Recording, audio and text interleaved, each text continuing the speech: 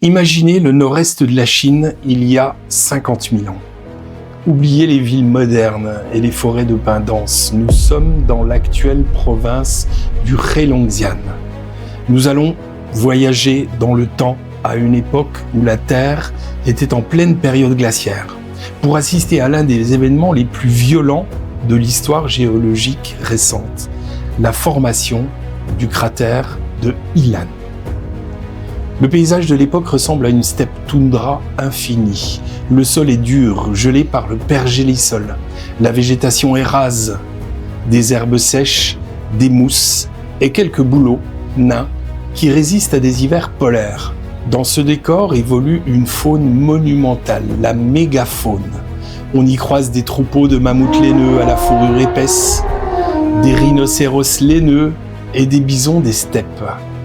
C'est un écosystème riche, mais brutal, où les lions des cavernes surveillent les proies depuis les hauteurs rocheuses du petit Khingan.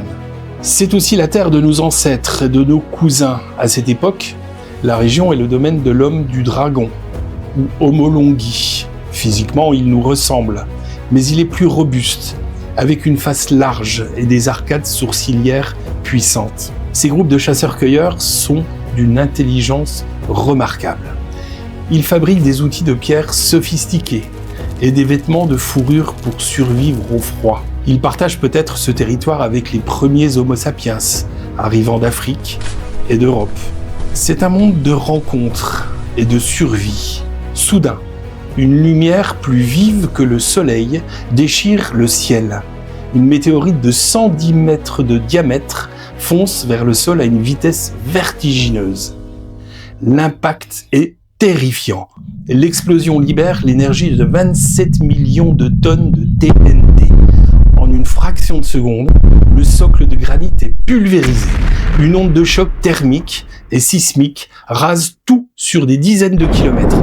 Un cratère de près de 2 kilomètres de large vient de naître. Pour la faune et les humains présents à proximité, c'est l'apocalypse. La poussière projetée dans l'atmosphère va obscurcir le ciel de la région pendant des mois. Aujourd'hui, ce cratère en forme de croissant est un témoin silencieux de cette catastrophe. Il nous rappelle que notre histoire et celle de nos cousins, comme l'homme du dragon, a toujours été liée aux forces imprévisibles du cosmos. Le cratère de Yilan est la cicatrice d'un jour où le ciel est tombé sur la tête des mammouths.